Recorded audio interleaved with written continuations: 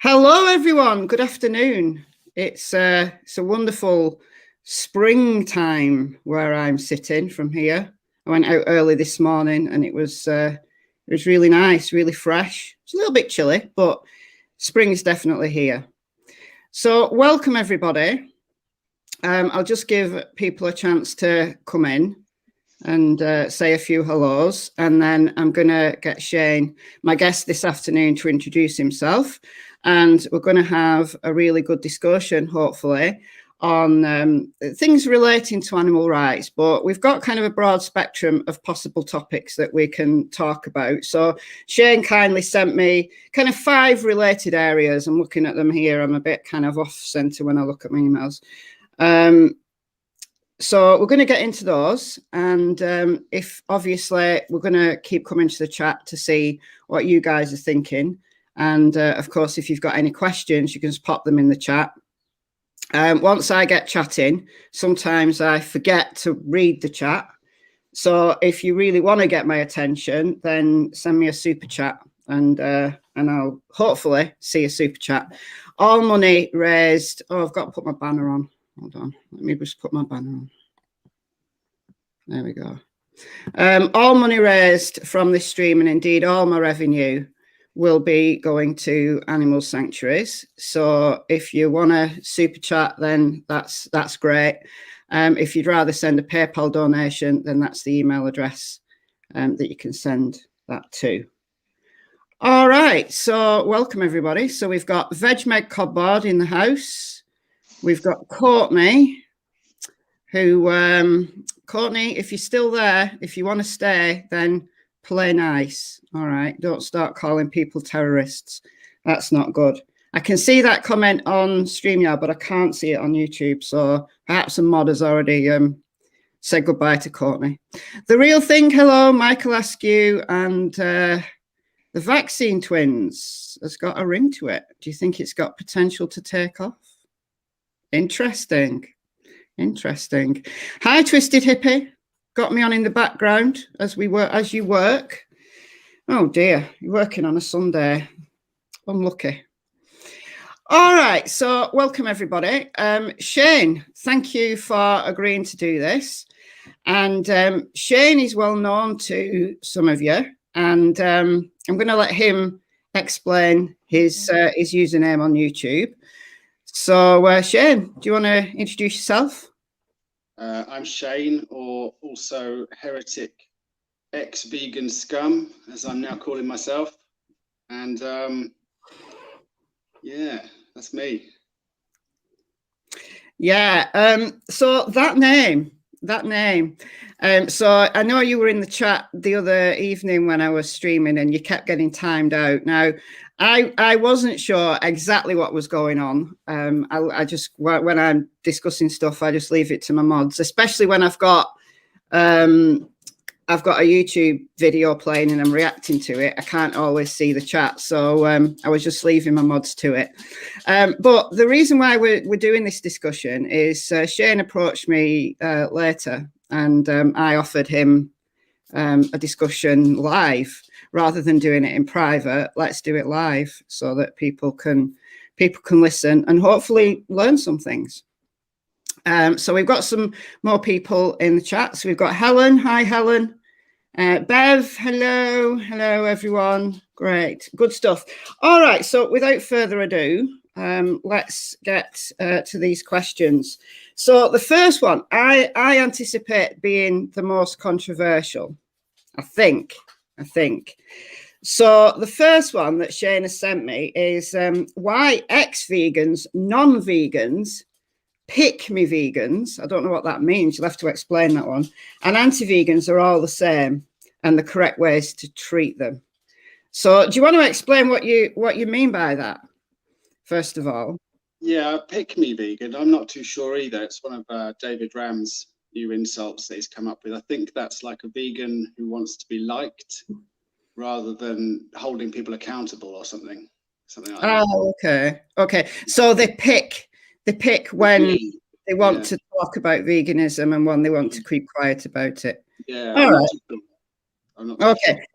Okay. So why do you think they're all the same? Well, they're all non-vegans, aren't they? Yeah. I mean, what is it? You just get one chance at being vegan and then you're out, you know? What? I mean, it doesn't really seem fair, does it? Okay, so I think what you're trying to get at, and why you're using the provocative username, because you are vegan, aren't you? Well, yeah. I'm a bit fed up with it though at the moment, so I'm thinking maybe I won't call myself vegan anymore. You know, I mean, what's in the name anyway? You know. So you're going to be a pick-me vegan. You're going to be one of David Ram's pick-me vegans. Yeah, I might be. Well, that's fine. As long as you're not consuming animal products, I don't care what you call yourself. So are you saying that what we do in the vegan community is treat everyone the same? No, we should treat them all the same, because they're like, you know, they're our customers. We want to sell them ethics. We should treat them all the same and speak to them about ethics. Even people who haven't tried veganism before get offended by us, you know. So, I mean, there's not really any difference in someone who's tried it and gone back or someone who's never tried it. They still don't get it. And you know, like sometimes we say, oh, they were never really vegan. Well, in that case, it's just back to square one, isn't it? We should go back and try and sell them ethics again. So, okay, so this is less controversial than I thought it might be. So I do agree with you in that somebody who has never been vegan, has never even considered veganism, I think those are the people, in my view at least, those are the people who we try to educate. I think everyone would agree with that. That you can't really blame somebody for not being vegan if they don't understand the system, if they don't understand the way that animals are treated. You know, they might have fallen for all of this, you know, welfare and regenerative agriculture, which we're going to come on to, I think, later on. Yeah. That it's easy to fall for those kind of media advertising kind of rhetoric, you know, like there's a brand in the UK, and I think you're in Ireland, aren't you, Shane? At the moment, yeah. Okay, so but you are UK. Yeah. So you'll know the brand Happy Eggs, and I think everybody who is in the UK will know the brand Happy Eggs. And I'm going to admit that when I was vegetarian, and I'd been vegan, as lots of people know my story, I'd been vegan for 4 years as a teenager, and then slipped off the wagon and was then vegetarian for many, many, many, many years. And I was living in complete denial. So I'm one of those ex-vegans. I still consider myself, I have an understanding of what it's like to be an ex-vegan, even though I wasn't involved in the vegan community at the time. All those years that I was vegetarian, I was avoiding issues and I was living in complete denial. So I kind of understand that people who are ex-vegan may one day go back, may one day wipe the whatever it is off their eyes and go back like I did. But I think, sorry. The prevailing ideology is the welfarist one, you know. So yeah. They've got people always, you know, in their ear telling them that they've got a deficient diet and shit. It's not surprising that a lot of people go back. That's right. That's right. I mean, for me, it wasn't that. I like chocolate and I wanted to eat cheese, and it was just complete selfishness. But the brand Happy Eggs, right, that got me for a while, because even though I knew what chickens go through, how the poultry industry works, when I bought eggs, and I didn't buy eggs very often, I have to say, because I don't like eggs personally. I just don't like the taste of eggs very much. But if I bought them for other people, I would buy Happy Eggs, thinking, oh, well, they're the highest standard of welfare. Those are the ones that, yeah, it's shit, but that's better. That's the better option. So I fell, on occasions, I fell for this welfare-ish nonsense. Me too. So what do you reckon? How do you reckon we should treat ex-vegans? What do you think we should do with them, or how should we talk to them? Well, exactly the same as we treat anyone that we're trying to like engage with ethics about, you know. Yeah. We should be kind to them, and we should, I don't know, try and engage them in some sort of conversation rather than telling them what's right and wrong. We should sort of bring them in. Yeah. What's right and wrong? An ethical conversation rather than you know, telling them what they've done wrong. So like, respond well to that. Yeah, I guess nobody responds well in the immediate term, right there, to somebody preaching down to them or what they perceive as preaching down to them. It's not something that as human beings we enjoy, we take lightly. But I kind of have to always caveat anything like that with, at some point in the future, because we've got the sleeper effect going on, at some point in the future, that really abrupt messaging actually might have an effect, but we're not going to see it immediately. But Helen raises a good point. If veganism is never mentioned or talked about in early school years, how on earth are youngsters supposed to know that there's an alternative? And that's absolutely true. And I think that that's the same for adults who've never considered veganism. And then Jeremy, hi Jeremy. Jeremy says, it's a lot of work on doing cultural speciesism. I'm doing a live with an ex-vegetarian tonight, probably a similar scenario to an ex-vegan. Brilliant, that's great. I'll hopefully be able to tune into that. Depends what time you're on. So I'm live streaming later as well. So it depends what time you're on. But I'll catch the replay if I don't catch it live. But the thing with ex-vegans, and I think what we do on YouTube is we live in somewhat of a microcosm that the vegan community on YouTube, you know, we're all arguing with each other and things kind of get heated, and that's fine.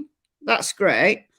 But when we're doing activism in the wider world, in the wider community outside of YouTube, I think the way we speak to people is perhaps going to be slightly different than the way we speak to people on YouTube.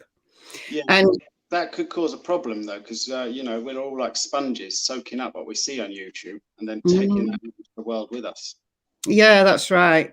But fortunately, you know, the vast majority of people who are vegan and also many vegan activists are either not on YouTube, or if they are, they're doing their own thing and they're not engaging with the relatively small number of people who are the most vocal, maybe. But I take your point. You're absolutely right that we do soak things up, and you know, there are certain arguments given by people, well-known people in the vegan community, who I absolutely don't agree with. I absolutely don't agree with their argument, and I would never. I'd never use an argument along the line that some vegans go with, but that's obviously my personal choice. But the thing is, with YouTube, we've seen a lot of well-known people who were previously advocates for veganism going ex-vegan and flip-flopping. So the obvious one, and the stream where you were getting timed out, was the reaction video to John Venus. And I think he aggravates people. He's purposefully being provocative. He's purposefully gone on carnivore channels, and he's probably a genuine belief. You know, he's surrounded by hunters who are telling him that hunting is the way to go. This is the welfare thing, you know. That day you go out there and you shoot them, it's all fine, and you need your meat as well, you know. Yeah, he had genuine belief that nutritional deficiencies, about all that stuff, you know, and his kids. I think he was. Yeah, I mean, I think I mentioned kind of things along those lines in videos last time. John wasn't vegan, so when he went on Primal Edge Health, and he went on a few carnivore channels, and I made the observation that he only does this wavering. He only does this jumping off the wagon when he's living in Norway with Catherine's parents, his wife's parents. Yeah. And he's surrounded by those antlers on the walls, you know, and he does. I think he does things purposefully. I think there is that element of him genuinely being concerned when people are basically gaslighting him. They're gaslighting him online and telling him that his diet is going to be the death of him and it's bad for a child and blah, blah, blah. And then in the real world, he's listening to Catherine's parents as well. But I think there's also an element where, and this is what got people's backs up, as The Real Thing says, he was trying purposefully to antagonize, like making videos in that room with all of the antlers. You know, if he wanted he switched, you know, was he a meat eater by then? Maybe he's promoting his new belief, you know? Yeah, but maybe he was, but he was doing it if he wanted to get his point across to his, you know, he's got a huge subscriber base, you know, at one point, I think he was on about 380k subs. He's down to about 365 now. But, you know, if he wanted to get his vegan audience to understand his choices, then he did it in the wrong way, because sitting in a room with antlers, even if that was to him some form of representation of his new lifestyle. And then that hunter video, that was horrendous. You know, that hunter video was awful, in the way that maybe he was trying to promote his new way of life and gain a new audience from it. But then he's complaining that people are horrible to him. Well, you can't have it both ways. That's my view. Yeah, you know, you can't try to demonstrate your new lifestyle by making a video about hunting and showing blood on your hand and sitting in a room full of antlers and expect your vegan watchers to treat you nicely. Yeah, but maybe we should treat them nicely anyway. Because we're the ones who are trying to teach people about ethics, and we should keep the door open for them. Do you remember Wacko Jacko when he had his breakdown and everything? Yeah, I do. That was quite a thing, wasn't it? Yeah. And I was one who did treat him nicely. I remember making videos, a couple of videos about his mental health and talking about mental health generally, because I think he genuinely did have a breakdown. I think there's a lot of pressure there when he got the idea. People were telling him, "Oh, it's because of your veganism and shit." He believed it. Yeah. And unfortunately, because of, you know, so many negative stereotypes about veganism, it's very easy for people who are concerned, who are maybe having an health issue or maybe, you know, wavering. It's very easy for them to make all of those excuses, and it's those excuses that, you know, Wacko Jacko was really good at making the excuses. But I was nice to him because I recognized that there was a mental health thing there. But it's really difficult, you know, man, baby, Venus. It's really difficult to have sympathy with people. It is difficult. But I'm taking on board what you're saying. And but what Michael says, I think is absolutely true, that a lot of sympathy and leeway has been given to John Venus, and he's been the one that's made the decisions to flip-flop, and he has all of that information there available. You know, it's not like he's just a member of Joe Public who has no knowledge. Who has Venus, though, isn't it? I mean, he's got troubles with his beliefs and his rationale and stuff. And what can we do at the end of the day? We should just either ignore it or reach out to him.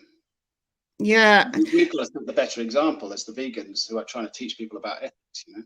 Yeah. I get what you're saying, and I think being openly abusive, I don't think that's right to anybody in any situation, being absolutely openly abusive.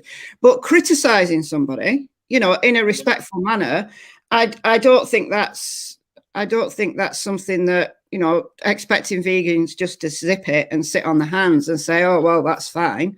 You know, when a lot of sympathy has been given, like the first time he flip-flopped and did eggs, you know, there was some really funny videos made, but there was a lot of sympathy at that point. But like Michael says, there's only so much you can take. And you know, he was the one slinging the insults, you know, calling vegans crackpots. But they will be insulting because they're having all their beliefs challenged and stuff. You know, they're having a difficult time. They're going to be upset. Non-vegans are upset when we challenge them. Yeah. And I think ex-vegans are probably even worse. Yeah, because they've had to go through it all. Yeah, I think ex-vegans, because they know the score. They absolutely know what's wrong. And I did when I fell off. Their justifications are, you know? So it is. It's building up a wall. Yeah. It's building up a wall of denial. And it's a shame that some of this has been played out on YouTube, like with Jacko is a complete fraud. I think, honestly, Jacko was genuinely in distress. I think he was. But then he made himself look like a complete fraud just by the way he behaved. And then Tim Thief, he took a lot of flack, Tim. But again, to me, he didn't help himself. He didn't put his case across very well. And there is only so much anybody can say. But I get what you're saying. I understand what you're saying. That treating somebody with respect and talking to them is in the long term probably the most effective way. Even if your voice falls on deaf ears. We've got to think of the audience as well, what they're seeing. His side if they're not vegan. That's the thing, you know. It all of this stuff being played out on YouTube, where you know it gives people ammunition, I guess. But at the same time, I certainly wouldn't be able to say, you know, critique is perfectly fine in my opinion. Critique's fine. Abuse isn't fine. Abuse is wrong, and in any sense. But yeah. So why don't you want to call yourself vegan anymore? I got really upset about a year ago, was it? I think when I found out about Roger Yates, and he had some really good suggestions. I thought, you know, about like concentrating on animal rights rather than welfare and stuff. And I implemented that into my own thing. Found that it worked really well, and then everyone wanted to ignore him and call him an intersectional. Really pissed me off. And now lately David Rams is like going off on intersectionals and NPCs and all of that. It's a bit toxic. There is a toxic element. There is definitely a toxic element. And I, as you probably know, I've had a break from YouTube, from this channel, in part because of the toxicity. Not necessarily within the vegan community, although it is there and it's always been there, but also kind of the vegan, non-vegan, and you know, it was just driving me insane. So I needed a break from it. But having been elsewhere on YouTube, you know, it's exactly the same in the true crime community. Everybody's at each other's throats. There's arguments about very small nuances within criminal evidence that people are taking incredibly personally. So I think it's a social media thing. I don't think it's a vegan thing. The thing about the true crimers is they're not trying to advocate for ethics, which we are. We've got something to sell to people, so we should work on our diplomacy to get that message across. Yeah.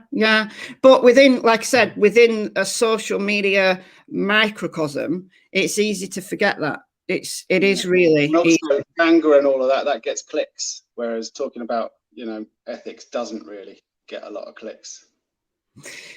But hating on intersectionals gets clicks. That is true. I think there's a lot of clickbait in some instances. Vegan Mooncake makes a good point though. Because one person or more is toxic does not mean I will not be called a vegan. There are more vegans than just ones on YouTube. Exactly. That's the point. There's 100 vegans and 85 of them are being toxic. So is it even worth like associating with the name anymore? You know, because people are seeing that, and then you have to go and talk to them, and they're like, "Oh, I fucking hate vegans." All right. So, what name would you use? What would you call yourself? I don't know. I haven't thought of a better name yet. Do you need a name to talk about ethics, even?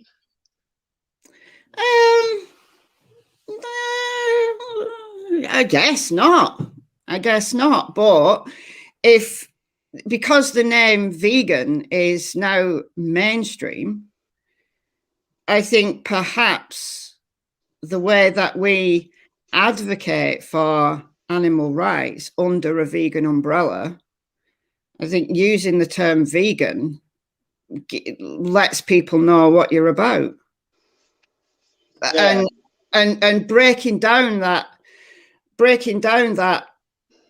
that negative set of stereotypes, I think sometimes, you know, you just have to address it head on. That's what I thought of doing, breaking down the negative stereotypes, but I've been here for 5 years and it's getting worse. On vegan YouTube, it's getting worse. Oh, I don't know whether it's getting worse. Were you around in 2016? We were around then. I came along, I guess.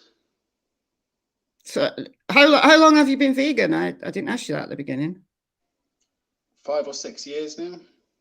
Okay, so probably about the same time as me. I went vegan early in 2016, and then I was looking up, you know, things like recipes and products and stuff like that on YouTube.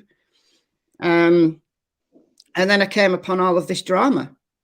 And I think I spent an entire summer being completely lost, like watching this drama, like Durian Rider, Freely, and oh my God. And what's his name? Vegan Cheetah, you know, they were all at it. And I was thinking, this is awful. You know, that surely this is not what veganism is all about. And although it didn't put me off, it didn't send me back to drinking milk. It did put my back up, and it did make me, it took me a long time to start to really watch people who mattered on YouTube.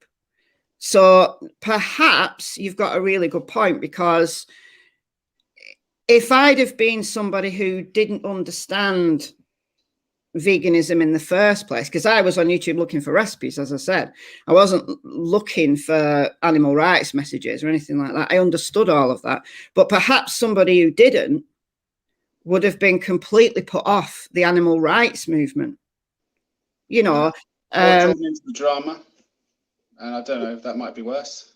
Get a bunch of drama vegans. Maybe we should have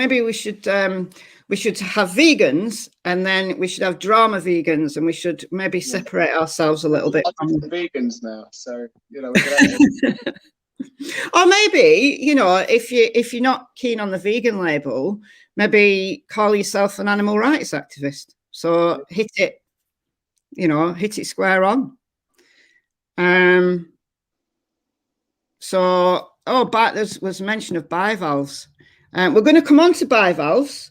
We've got a topic on bivalves. So, all right, let's move on, because number 2 relates to this, and this is about effective outreach. So, does offensive welfarist rhetoric create offended welfarists?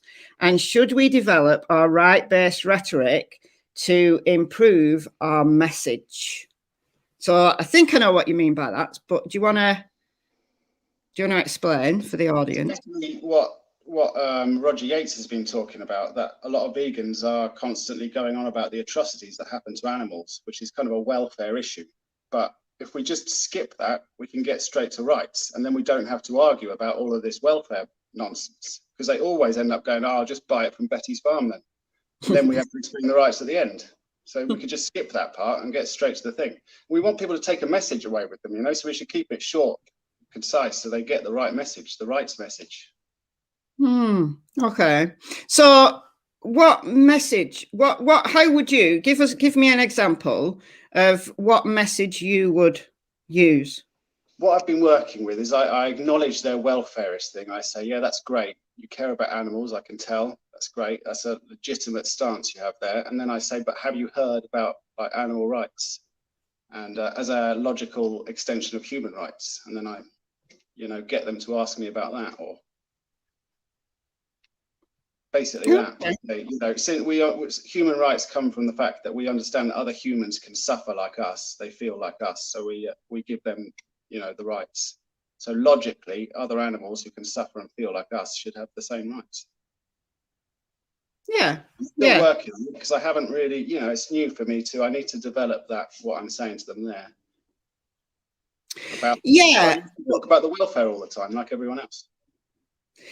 But the thing is that I agree with you somewhat that being really excessive with slaughterhouse footage, if that's all people see when they come on to YouTube or social media in general, and all they're seeing is either drama or slaughterhouse footage, then there's no message there.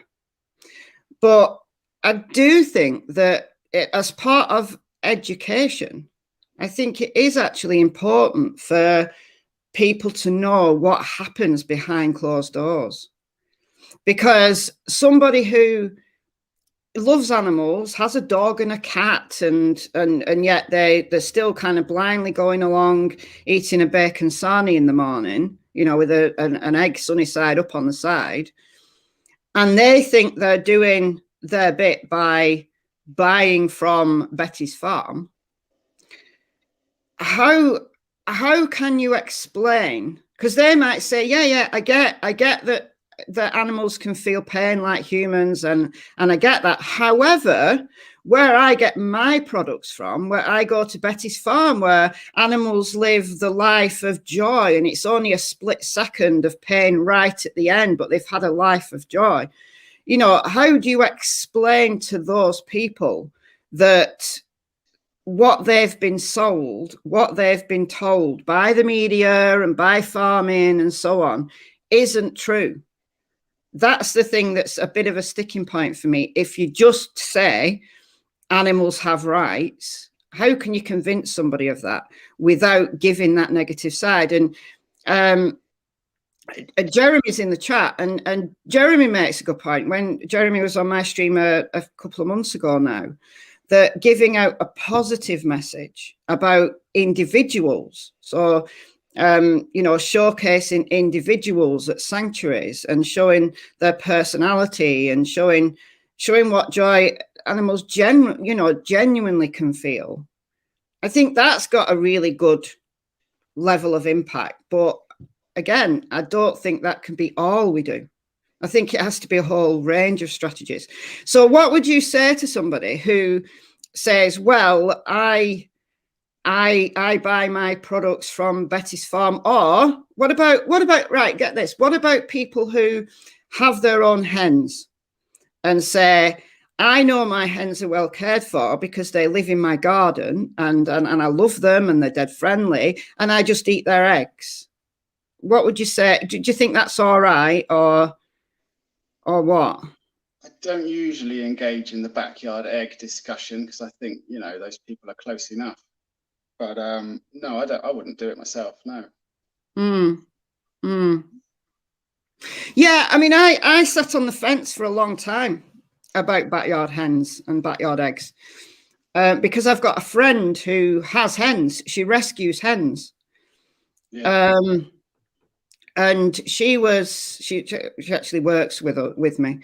So she's a colleague, but I know her quite well, and her hens and things, and they're all rescue. Some of them are disabled, and she takes really, really good care of them. They've got beautiful little personalities. They have a massive area in which they roam, and they're brilliant. Bobby's my favourite. If I'm going to have a favourite, little Bobby, she's the cock of the roost. She is, and she was giving eggs out, like her hen's eggs, out to people at work. saying, I'd rather, and she's not vegan herself, which is a completely different story, right? She won't eat chicken, but she'll eat any other animal, you know, like bacon and cow and, you know, which I think is a completely different story. It is something I've addressed with her, and she agrees with me. That's the thing. She goes, yeah, I understand it all. But yet she'll go to the canteen and buy a bacon butty, you know. So there's no real getting through to somebody at that moment in time, right? Anyway, so I sat on the fence thinking, yeah, she's doing a good thing because it's stopping people buying eggs at a supermarket. And I sat on the fence. And until her hens, one by one, started to becoming really ill. Like they were getting like eggs stuck and having them surgically removed. And I was thinking, oh my God, this is awful. And it really brought it home to me that actually backyard hens, because of their breeding, because they've been genetically engineered by humans to produce so many eggs, allowing them to continue to produce so many eggs is it's awful on their bodies. Even if you're giving a proportion of the eggs back to them, you know, like for like the shells, they eat the shells. Yeah, I think you can give them operation as well or something to stop them from laying so much. That's exactly what she's done. Like one by one, the hens have had to have implants to stop them ovulating. You know, so it really brought it home to me that hens, even if they're being treated really well and they're rescues and a proportion of those eggs, those hens are just ignoring. They're just not using them. Well, why shouldn't humans eat them then? You know. But that really changed my mind. It really got me off the fence. I have to say that I think if you're rescuing hens, then because of the breeding and because of the, you know, the just genetic fuck ups, basically, I think there has to be that level of responsibility that keeping them producing eggs is really bad for them, and it does shorten their lives. You know, if somebody's not able to afford perhaps the vet bills, because like my friend's on a decent salary, she's able to afford the vet bills, to have the surgery, to have the implants, to have them looked after by a vet. Other people wouldn't do that. Other people would just probably kill them, like wring their neck or something. Yeah. You know, once they're in... Let's say they had a good life and we treated them well and everything, and then we ate them and it was fine. That's the thing. That's the thing. So the animal rights message is great. And I think ultimately it's the animal rights message that people need to hear. But I think there's a lot of nuance that underpins it all. So Jeremy says, plus the breeding operations from hens come from what happened to all of their fathers, brothers and sons. Exactly. That giving the hens that are, you know, the small minority of hens that have been rescued and live out their lives well, it's the industry that we need to be attacking, and we need to get people understanding.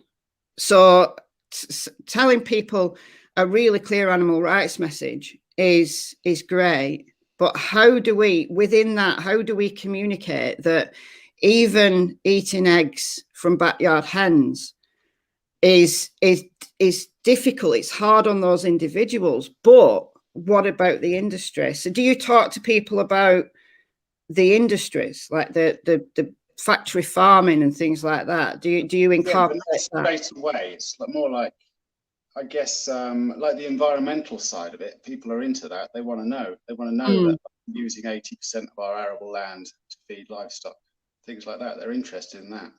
I think people know about the atrocities that happen on factory farms. They just don't want to see it. They want to believe that they're not taking part in it, and they're going to try and justify that belief when you start attacking them and calling them, you know, Holocaust perpetuators and stuff. Yeah, but that's the thing that I'm getting at, that perhaps people have to you know, if they're saying, well, I've got my hens and I eat their eggs and I get my pork from pigs that have been raised, you know, really well and really, really ethically, what they're not getting then is the message about the industry overall. That you're right. People do know that factory farming is horrible, but not giving them a really harsh wake-up call sometimes keeps them in this bubble. It keeps them there in a bubble saying, well, yeah, that's horrible, but I'm not taking part in that. So it's that fine line, isn't it? Getting somebody to cross that fine line, yeah, you know, it's really hard. And it's really hard. And most people that we speak to in whatever mode of activism we're taking part in, whether it's on social media or it's in the real world, people are not ready for that message. So I think being very clear, being respectful, but still very, very clear about what's happening alongside a more positive animal rights message. I think that's kind of the way to go. And somewhat gauging the person, the individual that you're talking to. Perhaps I think it's important as well. I find it hard to hold anyone accountable in real life, though. Anyone that I know, they're not going to take it. You know, they're going to take it badly. If I tried, they'd be like, "Fuck that! I'm not listening to that shit." But if I start talking to them more gently, you know, they're more likely to take little bits on board here and there. Yeah. I mean, I'll use the example of my mother. Like, she's in her late 70s. And she spent a large proportion of her life when I was a teenager. She said she took me to the doctors thinking I had an eating disorder because I'd chosen to be vegan. And the doctor basically sent her away with a flea in her ear, saying, no, she's really healthy. She's got no deficiencies. She's not underweight, you know, basically leave her alone, which I thought was great, you know, looking back. But she spent a large portion of her life, you know, telling me that I'm going to make myself really ill by not eating meat. And this, that, the other. But yet she loves animals. And there's certain species that she won't ever eat. You know, she won't eat deer, she won't eat ducks, and she won't eat rabbit because she says they're cute. Yeah. Anyway, the other week I went round and I don't know, I wasn't even there long. And I got talking about the fishing industry. And it was just a few off-the-cuff comments. And I was just really blunt with her about, you know, because she was like, well, I don't eat very much meat now. I only really eat fish. And I don't really eat very much fish. And I just gave her some really blunt facts about the fishing industry. And I said, look, do you realize that fish can feel pain, but do you also realize that nets, the trawlers, they're killing dolphins, they're killing seals? And she went, oh no, I love dolphins. And guess what? She's gone vegetarian. In her late 70s, she's gone vegetarian. Now, I've got to now start working on her in relation to the dairy industry. And I'll get there. What's your drop? My dad's still eating dairy. He's gone vegetarian for now. He's close to vegetarian, but he's still eating the dairy. Yeah. My mum pretends that she's vegan because I told her off about it, and now she pretends she's dairy free. But every time I go around, she's eating ice cream or something. She's lying to me. Actually, though, I think that like the people closest to us, I think they're the people that are hardest to reach, honestly, because those are the ones who can be the most nasty, they can be the most blunt, whereas perhaps strangers, I think one of the issues with like activism, like maybe street activism, you know, I did a video the other day about Dr. Melanie Joy. I don't know whether do you know who Melanie Joy is? No, but I saw the video. Yeah, and she's an advocate for low-hanging fruit, that, you know, the people who are never going to go vegan, the people who are the most antagonistic and the most kind of far away to reach, those are the ones that we should just leave alone, because we're never going to reach them. But so we should concentrate on the low-hanging fruit. And my point is, well, what is low-hanging fruit? How do we know that they're low-hanging fruit? Because somebody that we kind of just meet and have a conversation with in the street, they might be really nice to us because they don't want to look like they're, you know, they're nasty. So they look like a low-hanging fruit. So it's difficult. It's difficult. People are honest online, I find. They share their feelings more freely. They'll tell you what they think of you online. Oh yeah. Oh, that's right. Yeah, because everybody's a keyboard warrior, aren't they? Yeah. You know. But that's more. It's good in a way because they're more honest. You get their justifications. They'll share them. Yeah. They kind of sometimes they don't want to because they know that a vegan's going to debunk them. They keep their justifications to themselves. Exactly. But Ripe Apple says, agreed, family is hard to reach. Family is hard to reach. But having said that, you know, since then, since I've gone vegan, like my daughter's gone vegan, and she was quite anti-vegan. Not abusively anti-vegan, but she was like, oh, I don't understand veganism. I'm never going to go vegan. And she went vegetarian, and then she tried vegan, and then she went a bit back to vegetarian. Now she's fully fledged, full on vegan. And she said it was those vegan guys that finally something that they said, and I don't know what it was, but something that they said actually got through to her, like that final straw of denial kind of broke away. So you'd be surprised about how something so small that somebody just says at some point is that final straw, and we would never know. And you know, we would never know that it's that thing that we said. But yeah, I know. Always amazed. Her argument about cuteness. My mum, I should get her on and interview her, but she's really shy. She's got social anxiety, so she'd never agree to an interview. But I'd love to. The same argument recently. He says he's only eating tuna now because, you know, he doesn't want to eat baby lambs. And I said the same to him about the tuna stuff. I tried to be nice, but I told him, don't eat tuna. Yeah. I mean, get people to watch Seaspiracy. Yeah. You know, I thought I knew what horrors the fishing industry did, but I was shocked. There were some bits of that I just thought, whoa, you know, about slavery and things like that. You know, is get people to watch Seaspiracy. So yeah, somebody's asking who those vegan guys are.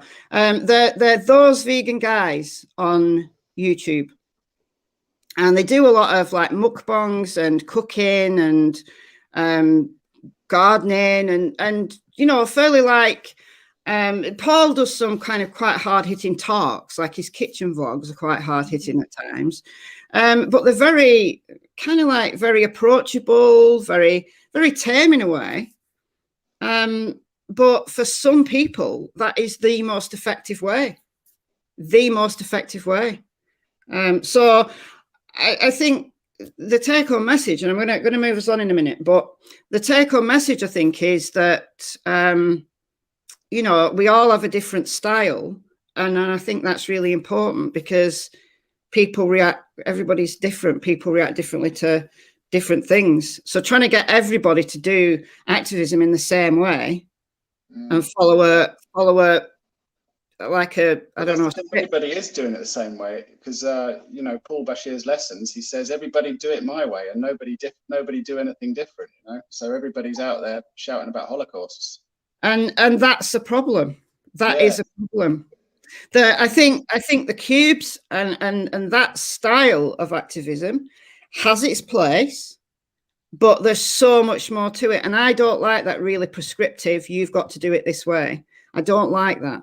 I really don't like that. I mean, I've made videos about AV before, and it's not saying that AV as an organization or as a way of doing activism is wrong. It's just one way, and it should only be seen as one way.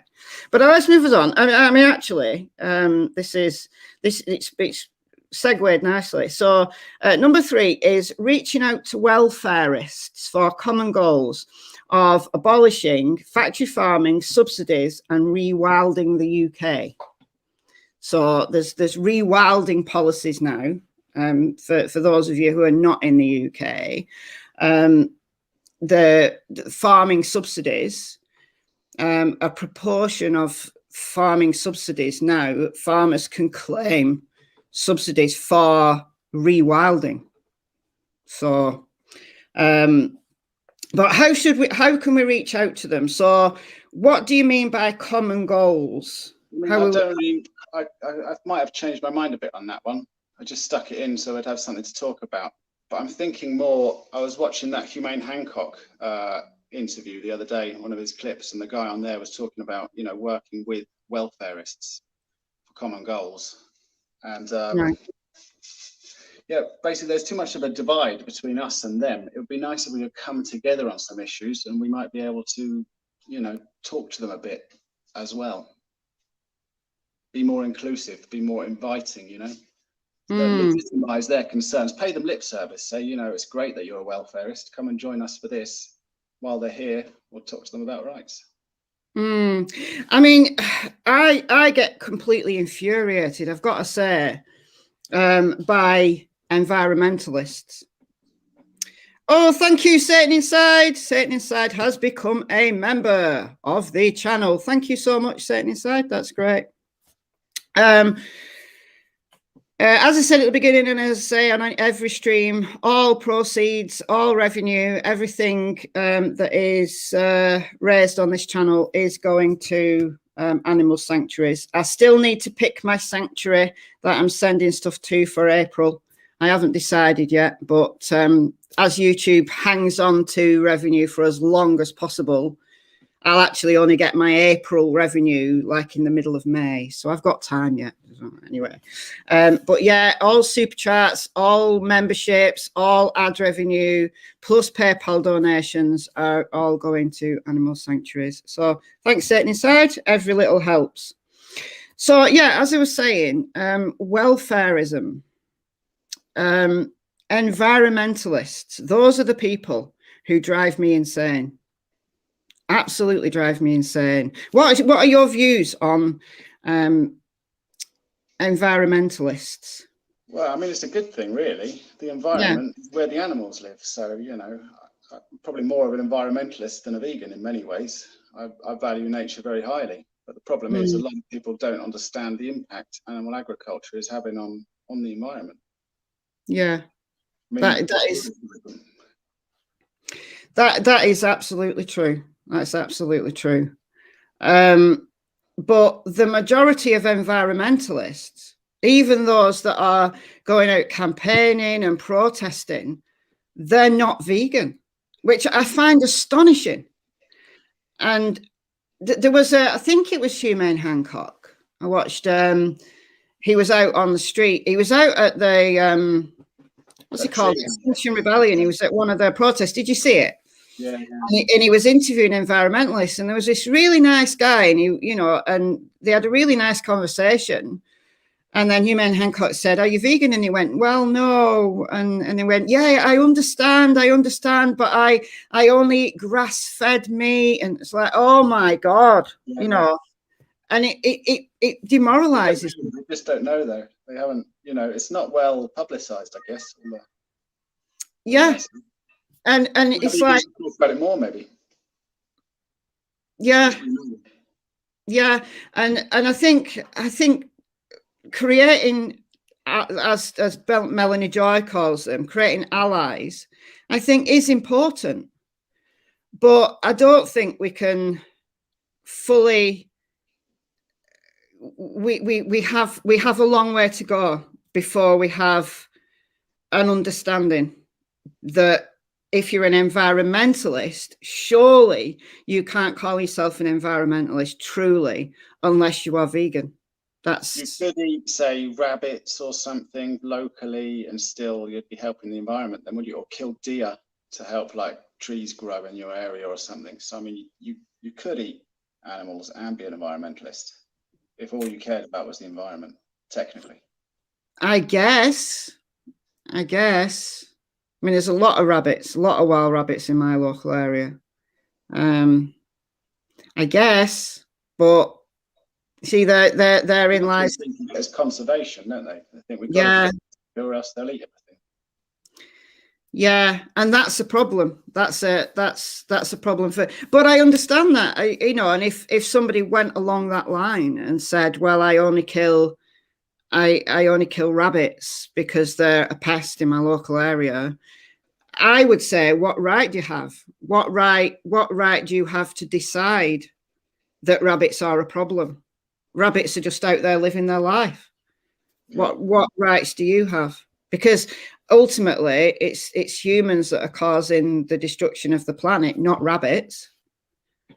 You know, so if you're going along the line of, well, I kill rabbits to protect the environment, and I might as well eat them because I've killed them, so I might as well eat them.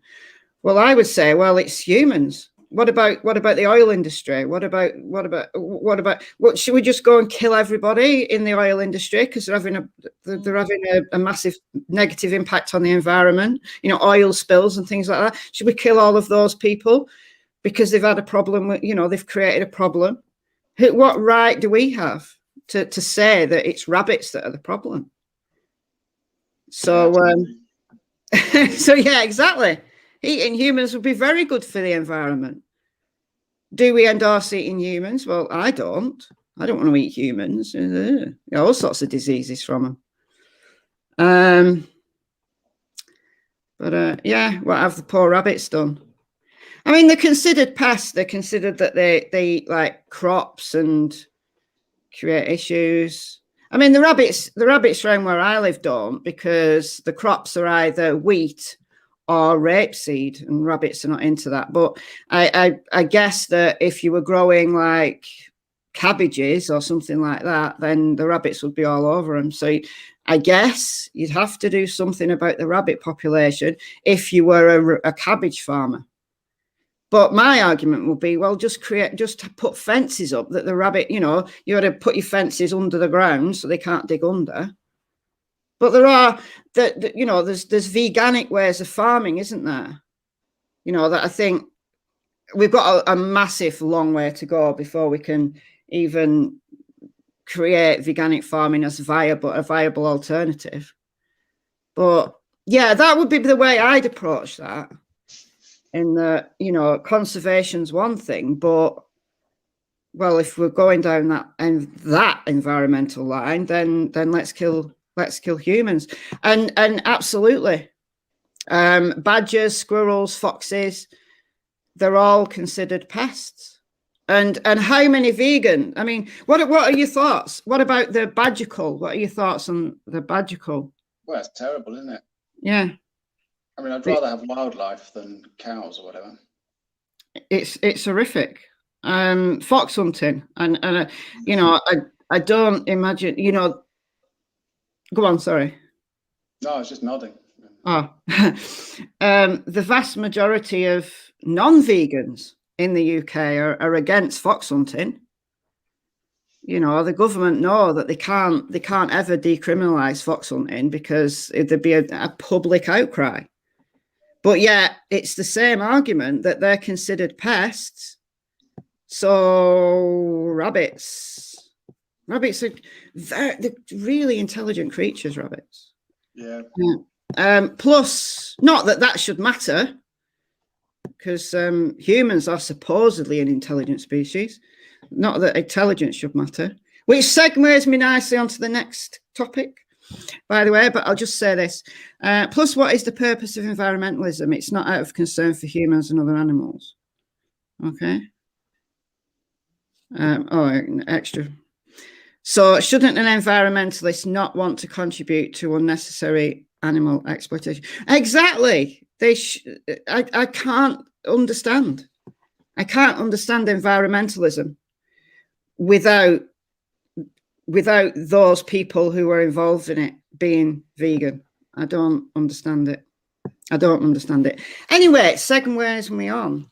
The moral significance of animals that have no brain. So I'll put 4 and 5 together, actually, because they're kind of the same thing. So the moral significance of animals that have no brain, and then the environmental, ethical, and vegan benefits of promoting farmed bivalves, such as mussels and oysters. So what are your views? Well, I mean, mussels they don't have a brain. So, you know, there's nobody at home to feel any pain. So it's basically the plant of the animal kingdom. There's nothing really wrong with eating them. Oh, so would you promote the eating of bivalves? Yeah, absolutely. So you'd actively promote it? Because a lot of people don't believe you can be vegan, you see. They genuinely don't believe it. And if you tell them, well, you can have some bivalves, then, you know, it makes it easier for them. Oh, no. Okay. I thought number 1 was going to be the most controversial. No, no. This is the one. This is the one. Animals without a brain. Back to jumping. That is good. That is good. Oops. Yeah, just outsmart rabbits to keep them from my zucchini. Exactly. Right. So bivalves. Do you eat bivalves yourself? No, because out of solidarity for veganism, I gave them up. But that was my reason, just to be vegan, you know. But I might eat them now that I'm calling myself an ex-vegan. I might eat some. Okay. They taste nice. Okay. So would you eat someone who was in a vegetative state, who was in a coma? If the rest of society didn't mind and they tasted delicious, then yes. Would you? Oh, okay. Okay. So I can't use name the trait on you then, really, can I? Why do you think that an animal that doesn't have a brain, why do you think it isn't sentient? Like it doesn't have because they still have a nervous system. They have nerve ganglia that are acting on behalf of a brain. So why don't you think that they feel some level of pain? Well, they can feel and they can react to that sensation, but so can plants. Yeah, but plants don't have a nervous system. They've got an equivalent though. You touch them and they can move out, you know, out of harm's way. Yeah, they don't. Yeah, they don't feel pain though. That's the thing that neither do bivalves. We don't know that. We don't know. For example, if you get like a spinal cord injury, your nerves still work, but you can't feel your legs, for example. Or if you're put under anesthesia, your ganglia still work, but you won't feel anything because there's nobody there to feel anything. So if I was in an accident and I had to have my legs amputated because I couldn't feel them, I could have them amputated and eat them. Would you eat your own legs? No, but I'd eat bivalves. Oh dear. Oh dear. Jeremy's got to go to be taken for a walk by his doggy friends. Thanks for this. Great to see you doing lives again. Yeah, and best of luck exploring the right spaced approach, Shane. So I think you've got a friend there, Shane. Thanks for tuning in, Jeremy. This is what I'm getting onto. Oops, I've lost it. Here we go. For me, right, even if it could be scientifically proven that mussels, oysters, etc., they don't feel pain, that what they simply have is a set of reflexes, so they're reacting to the environment in exactly the same way as plants do. So they're reacting to the sun, or they're reacting to a change in temperature or pressure, and there's nobody home, right?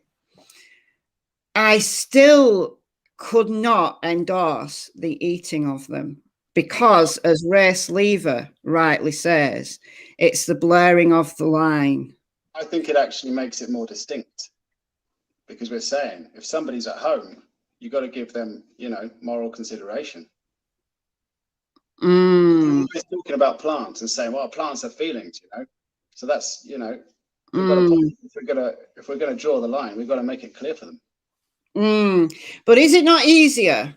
Like, because let's face it, there's a lot of people who are either not clever enough, not intelligent enough, let's be really blunt, or they are, absolutely, and they will push that line, right? So for both of those groups of people, for me, the line is animal. Anything in the animal kingdom is off limits. And then plant kingdom's fine, right? So people who... Go on, sorry. It's a good rule of thumb, but I mean...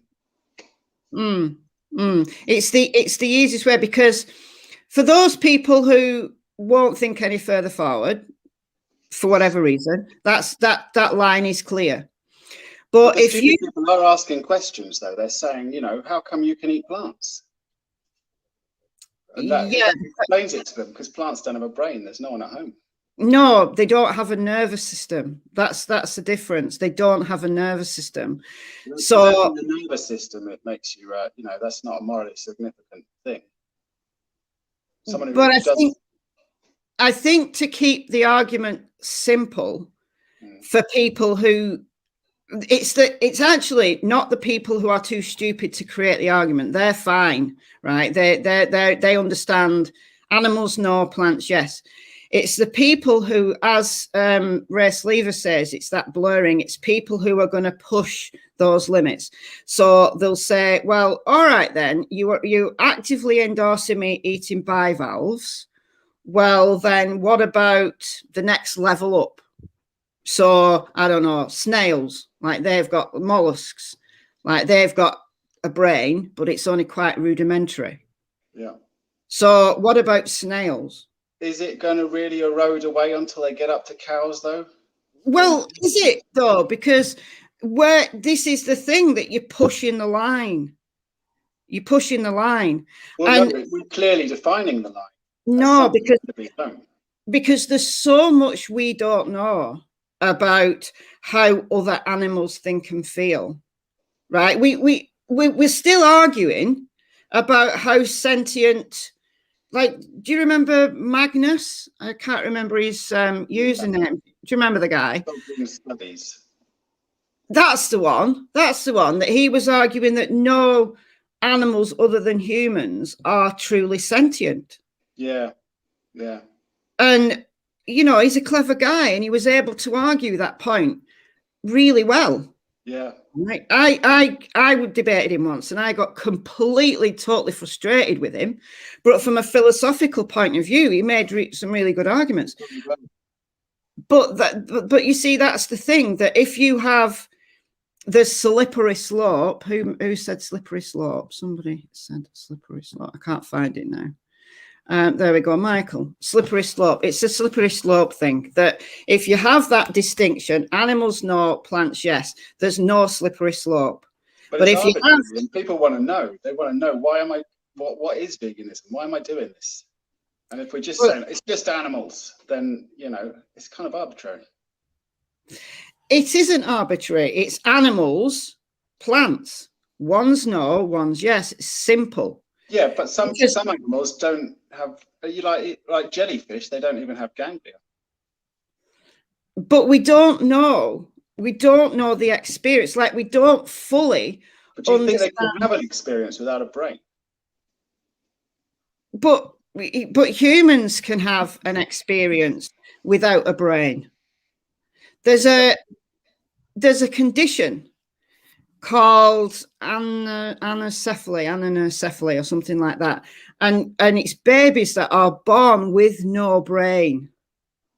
They are literally born with it's an extreme form of spina bifida. I think it's no brain at all, like nothing. No brain.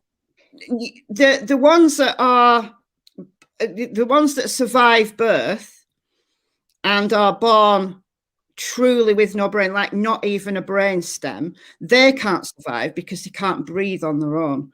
Yeah. But there have been babies born who've survived into childhood. I was watching a video of a little lad who was beautiful little boy. He was born with, he got his brainstem and there was a very small amount of extra bits added onto it. And because his parents worked so hard with him and didn't just kind of, you know, like the doctor said, this baby's going to be a vegetable, essentially let him die. That's essentially what they were told. And this little guy had reached like the age of 5 and he could smile. He could communicate. Like he couldn't. You couldn't have a brain to communicate, though, don't you? But he had so little of what could be considered brain matter. It's a complete scientific shock that he could actually do anything. Yeah. So my point is, we know so little about the experiences of even humans whose anatomy is so very different than textbook. Then how on earth are we meant to understand the experience, the level of sentience, etc., of other species? Yeah, we can. Those other species. You what? Sorry. If we really don't know, how can we justify it in plants? Well, if we really don't know, then you're going to argue that, well, it's okay to eat a cow because we don't know. We can extrapolate. We can say, well, you know, they've got all the basic brain structures we have, so we can extrapolate, but we don't truly know. So unless you draw a line that all animals know, then absolutely people can, through the slippery slope, people can get all the way up to cows and say, well. But they've got brains, right? We draw the line at brains. I mean, you know, it's jellyfish, it's bivalves. You're pretty much done. And what their nutrients that they want so much, you know, they're animal nutrients without brains. Yeah, but the amount of nutrients in one oyster or one mussel is minuscule. People don't care about that though. It's, you know, they've got irrational beliefs. It's about, you know, alleviating them, so they go vegan. I don't know. I'd rather give my bivalve comrades the benefit of the doubt. I'd rather give them the benefit of the doubt. Now, if I was starving, if I was physically starving and there was no plant material available, you know, we were living in a post-apocalyptic world, then, and I had a choice, then I'd take bivalves first. I would, because I'd start going down that slope. And they're easy, right? You know, they're easy. You just pick them off rocks. They're not going to fight back, right? But for us living in a really affluent society in the affluent West, surely we don't need to use the nutrient argument, surely. Well, no, but others do. It's very common that people think they're having a nutrient deficiency after they've been vegan for a month and run out of calories. And then they eat a burger and go, oh, I felt so much better. I hear that all the time. Well, so do I, but maybe we should be addressing the irrational beliefs about nutrition from meat. But we do. There's still many more of them confirming their beliefs all the time and going ex-vegan, you know, because they fail to get enough calories and they think, oh, I was justified in going back to eating meat because I got really tired and stuff. Yeah, but what ex-vegan do you know has come along and said, I felt so much better after eating a plate of mussels? Because normally what they come with is wild caught salmon. That's the one that they all come with. That's why we should allow them to eat mussels and tell them, if you're having doubts, if you're worried and scared, eat some mussels rather than have a nervous breakdown about it, you know? Nutrients from these brainless animals. I think I would rather make the case that you don't need nutrients from the animal kingdom and use it as an educational tool rather than going down this slippery slope. Leon says, the reason suffering and killing is relevant here is because we acknowledge animals as the individuals they are, plants and such are not individuals, therefore don't matter. And then Race Lever comes back with, blurring the line is moronic and harmful. There's a reason why anti-vegans try to blur the lines. We better make it clear then, distinct. You gotta be conscious to matter. Yeah, but again, there are anti-vegans who are as clever as Magnus, who will come along and say, well, if you as a vegan are arguing that non-conscious members of the animal kingdom who are not sentient because they don't have a brain, well, let's make the case then for, you know, all animals not having sentience, as Magnus did. How would you, as Magnus did, and that's good. I liked his argument. He comes up with good arguments, but it's hard to say animals with brains aren't conscious. Now, where are we saying it's coming from, if not brains? Well, it's about the definition of consciousness, that you're conscious as in you're awake, but you're not able to evaluate your experience, or like qualia, as Magnus was calling it. So he was saying only humans and perhaps whales, maybe some, like a handful of mammals, can actually experience. So they can actually think about their experience. They actually know they are having an experience. So we don't know whether I can imagine that my dogs know that they're having an experience. I think they do, but that's just my opinion. I can't psychologically prove it or scientifically prove it. So that's the issue. Well, let them make those arguments. I mean, I think ours are better. Yeah. We make arguments all the time. I mean, why not this one? Again, I think there's that slippery slope for me. But with this argument, you can't slip past into brains, because then you're breaking the argument. No, because in bivalves, the nerve ganglia are acting as a brain. They are acting. They are the brain. So just because under an MRI scan, if you can possibly give a muscle MRI scan, it doesn't look like they have a brain. They have the equivalent of, just like the little guy who got to the age of 5, who, for all intents and purposes, did not have a brain, but yet he was clearly having an experience. He was conscious. He was aware. He had some brain. He must have, if he could communicate, he must have had some brain. He had a brain. He had a brain stem, and then a little bit of extra brain tissue. But it was on an MRI. It looked like he didn't have a brain. He basically had the top of his spinal cord. It was absolutely shocking. About, you know, everybody is like broken science.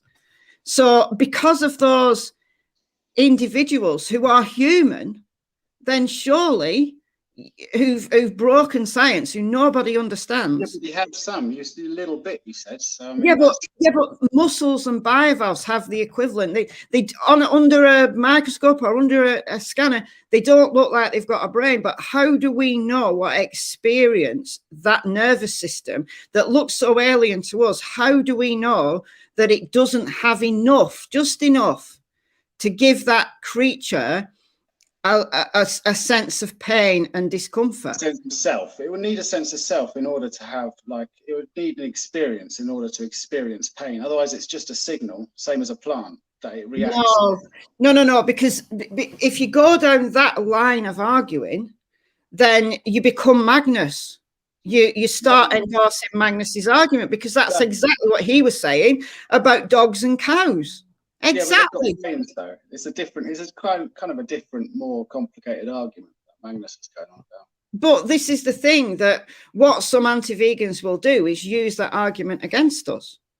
They use a lot of arguments against us. I mean, what's one more if a lot of people can get their animal nutrients and alleviate their fears? But people don't need animal nutrients, and just draw that line. So Chris says bivalves clearly have enough going on to be classed within the animal kingdom, and therefore should be given the benefit of the doubt. That's exactly my view. That if they were having the same experience as a plant, why are they? They grow in one spot and they react to noxious stimuli just like some plants do. I mean, is that enough going on that we should give them the benefit of the doubt? Yeah, but what mussels are the same? Say that again. Well, mussels, they grow on a rock or whatever, and then when something comes along, they clamp shut tight and something tries to eat them. There's plants that do the same thing. No, they don't. When they're in the sea, they move. They can move. They're not. They're not. But not mussels. They're stuck. They're like stuck all together in a big pile. Yeah, when the sea's out. But when the sea comes in, they go and because where do you think they get the nutrients from? Just when they go into the sea. No. They if they're just stuck on a rock, and the sea disappears, they starve. How do they move? When the sea comes in, they unfetter themselves. The suction that they have. They choose to unfetter their suction, and they swim. They can actually move. And some do that, but I've not seen bivalves. I mean, they do. They absolutely do. Watch some videos about mussels under, like in the sea, and then when the tide comes back in. Then once they get to the rocky parts, then the suction things come out, and they can move. Movement is movement. It's not just because a plant is stuck in the ground doesn't make it any. That's not like a morally significant issue. The fact that you can move, or the fact that you're stuck in the ground. No, but as Chris said, that so is your definition of a plant something that's stuck in the ground? Not all are. There's air plants that tumble about and stuff, I guess. But I mean, that's the distinction you're making. You're saying because they can swim or whatever, they're morally significant. No, I'm not making the argument that just because they can move.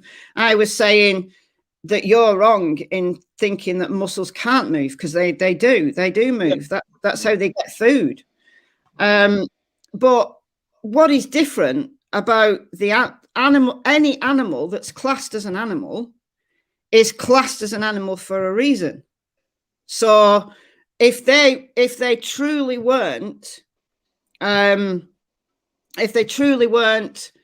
member of the animal kingdom, then science in its wisdom would have classified them as plants.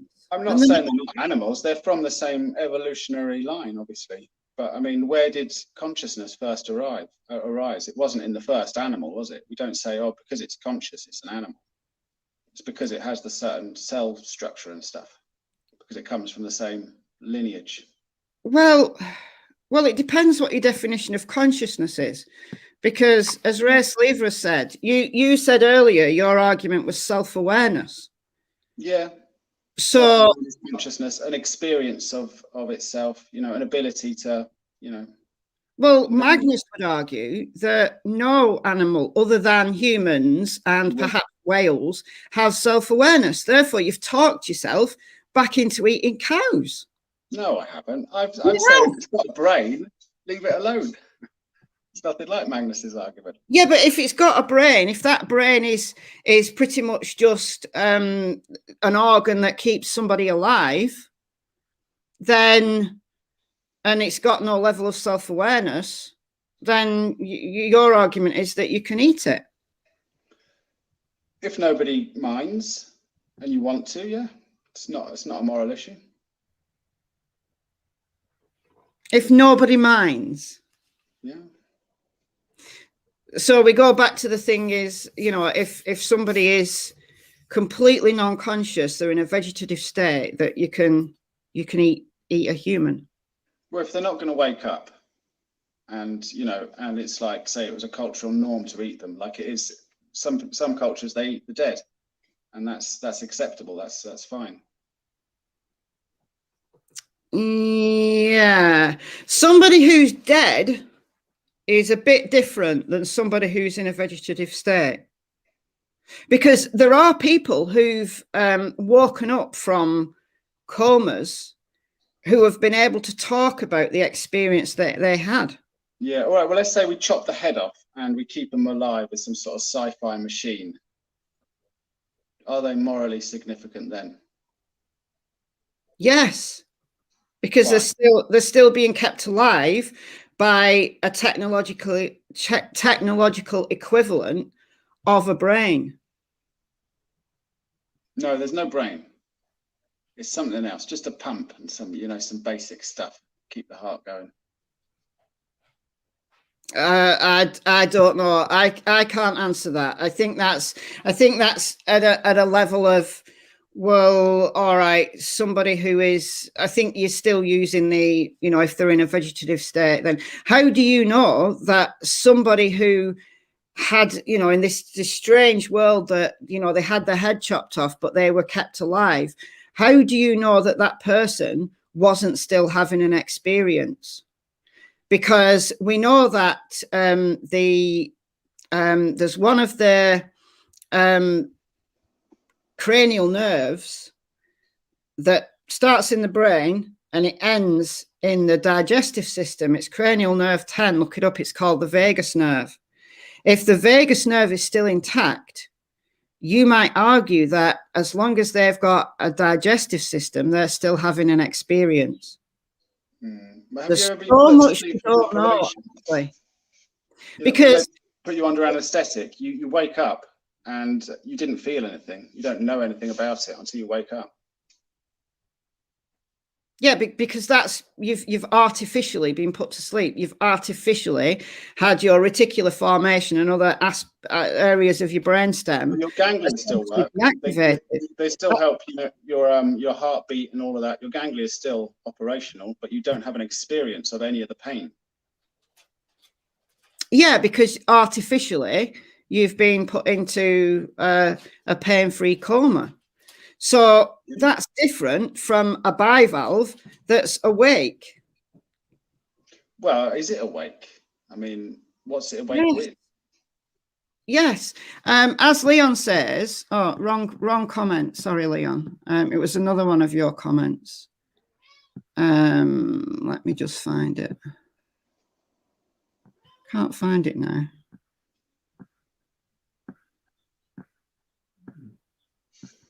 Oh, I can't find it. It might not have even been Leon. Anyway, sorry. The person said that the ganglia that a bivalve has they've got one basal ganglia. That is the brain. Just because it doesn't look like our brain or the brain of a dog, it doesn't mean to say that it isn't acting as a brain. So you can't say they don't have a brain. Our ganglia don't act as brains. We don't get an experience from our ganglia. But in the absence of a brain, this is the point I'm making. How do we know that other aspects of the nervous system isn't going to behave in the same way as a brain? We don't know. Isn't that? But we don't know about plants either. We don't know what's going on with them. There's a lot we're not finding out about plants. If we're going to give moral consideration to animals without brain, we've got to do the same for animals, really. Well, in that case, that's why I personally make the distinction of it doesn't have a nervous system, therefore it can't be conscious. If there's no nervous system whatsoever, there is a sort of nervous system. Consciousness. We have an equivalent. They send signals through the cells or something. I was reading about it. There's some sort of signaling goes on. Yeah, but that's just a physics. That's just basic physics. It's just biochemistry. Isn't it all? Yeah, but the biochemistry of an animal that has a nervous system is such, for whatever reason, however it happens, it creates a level of consciousness. So consciousness came before brains, evolved before brains. It probably a level of consciousness would have been in existence as soon as a rudimentary nervous system was evolved. Like an amoeba, a single-celled organism, or a bacteria that does not have a nervous system, or a plant that does not have a nervous system. They can swim. They can, but they don't have a nervous system. So, I mean, none of us would say that we're going to start protecting bacteria, would we? No. You know, which is another reason why a distinction has to be made. So I've literally seen anti-vegans in my comment section saying that you can't be vegan if you are killing bacteria. So if you extend that out to bivalves, it just gives them more ammunition. Doesn't it make it clearer? Saying if you don't think no, it does. It muddies the water. It muddies the water. That anything in the animal kingdom that's under the umbrella of animals, for me, we give them the benefit of the doubt. But more importantly than that, in terms of a vegan message, in terms of an animal rights message, we say that all animals deserve to have the right to live, a basic right to live, because we don't know what experience they're having. We don't. We genuinely don't. We can't give. The same for plants. No, we can't, because they don't have a nervous system. But they can send signals. I mean, what is a nervous system if it isn't, just signals? Well, it's differently. It's a different line of life. They've got a different way of sending signals around their body. It's particular structures that have evolved to pass electrical messages. Yeah, plants have this. No, they don't. They've got a different version of it. They send the electrical signals differently. They use osmosis. It's basic, like moving things from cell to cell. No, they can do it faster as well, because there's fast, they've got like fast twitch plants that can close quickly. Oh yeah, like what are they called? The ones that eat flies. Venus flytrap. And yeah, that's cool. I kind of want a Venus flytrap, but then I've got a spider that lives in my bedroom who eats fruit flies. So if I got a Venus flytrap, my little spider might die because there might not be enough flies. I don't even know where the fruit flies come from. There were 6 fruit flies living in my bedroom.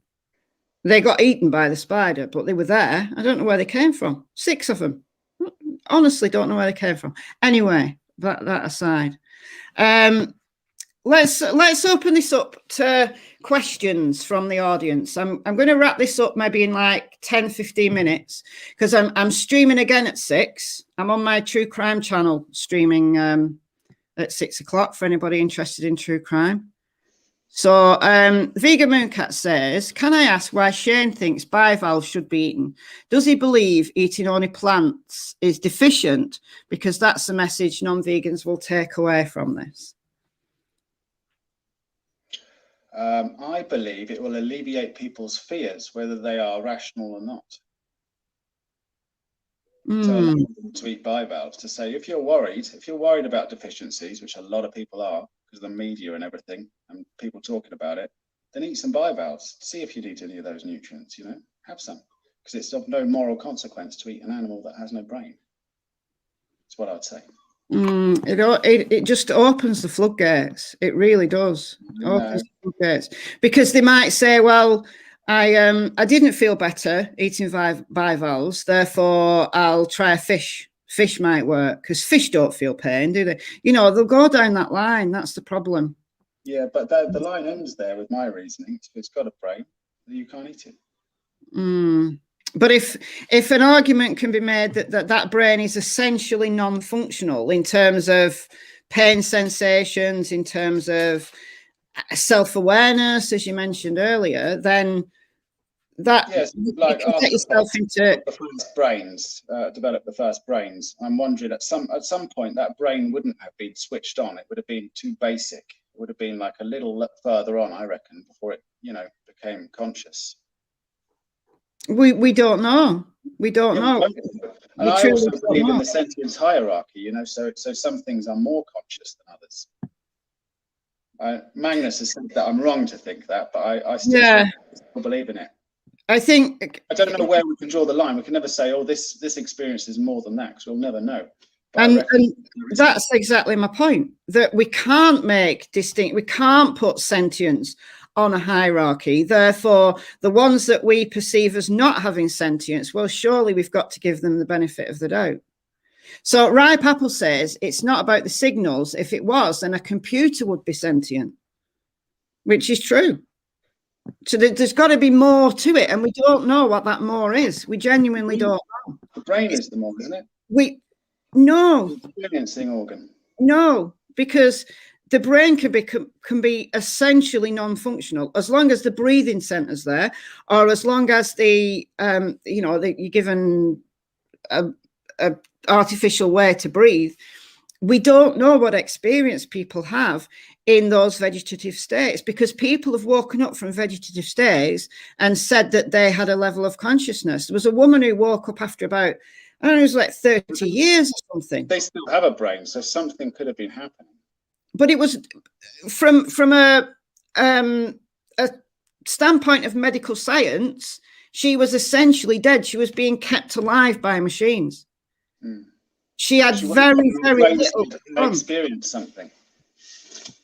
But we don't know. And how do we know that essentially the muscles and the animals that have got, this very basic rudimentary system, how do we know that they're not having an experience that's superior to the person who's living permanently in a vegetative state? We just don't know. You say that about plants, though. We just don't know. We do know that they don't have a nervous system.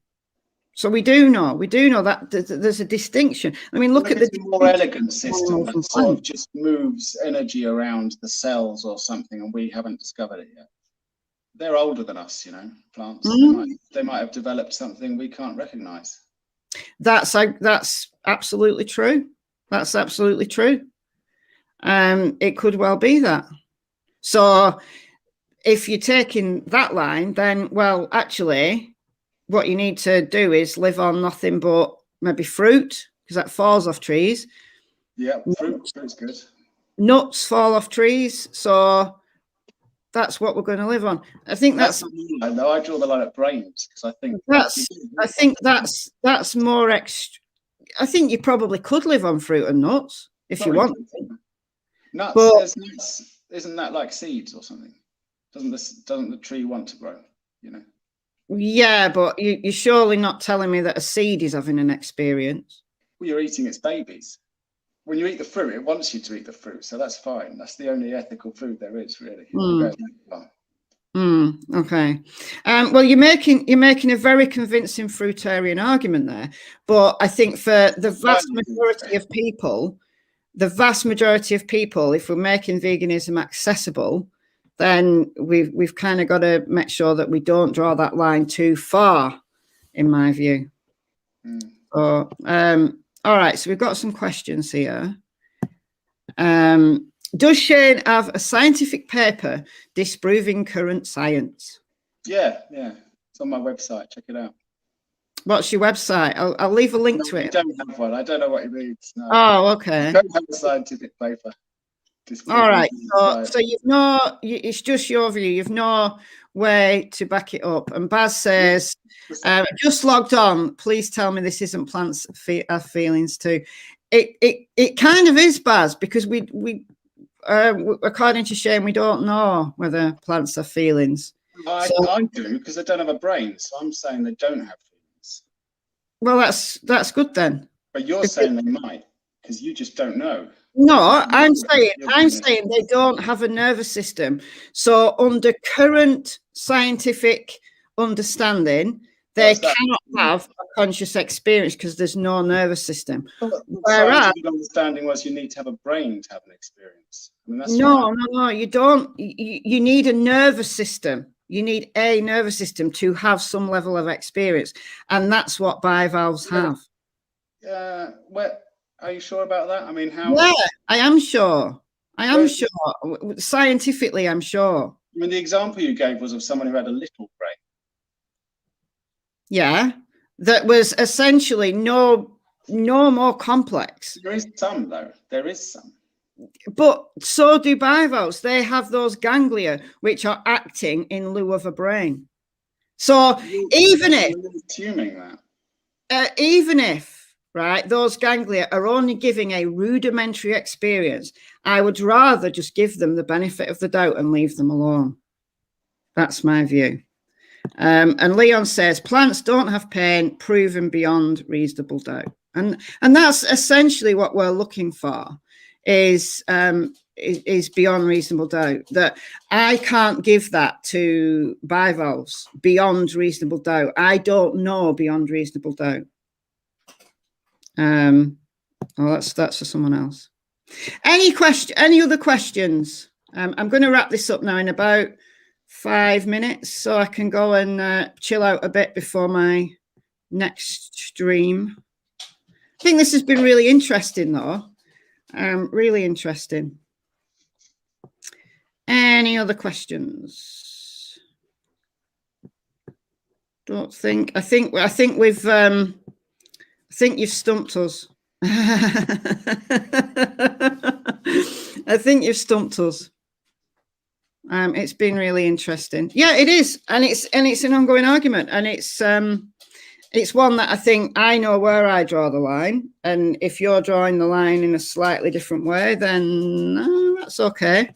But I don't think it's an argument that I'd want to forward as a vegan argument. Chris says humans require plants for survival.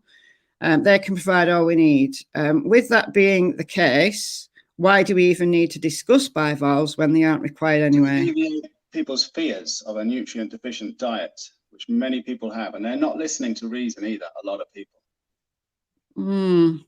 I think we're onto more of a scientific winner by explaining to them that they can get all of their nutrients from plants. A lot of them aren't listening, and they're getting confirmed by the media and stuff. They don't believe it. No matter how many times we tell them, they don't believe it. Yeah, but we need to work harder. We need to work harder then. That's the thing. We need to work harder. Vegan Mooncat says, how about if we genetically modify cows to have the same disorder the little boy you spoke about? Can we then eat them? Oh, dear. I would say no. No, that would not be good. I think so. I think so as well.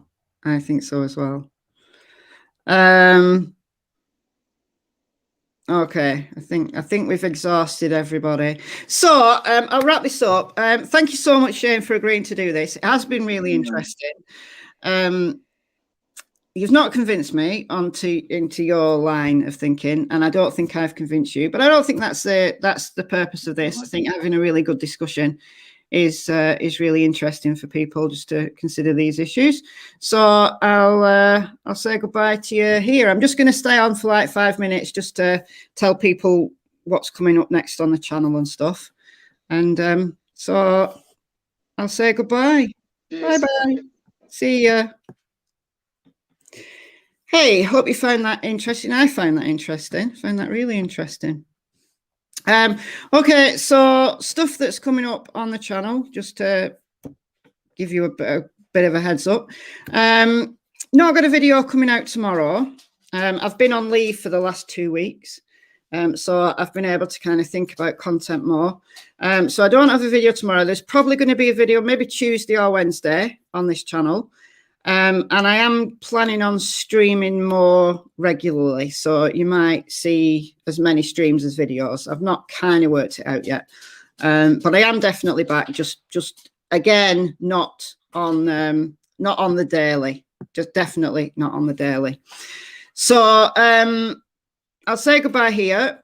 I am streaming on my true crime channel, Michelle After Dark, at 6 o'clock. It's an Ask Me Anything. It's an Ask a Psychologist Anything about Chris Watts. So if you're at all interested in true crime or psychology, then you might be interested in that.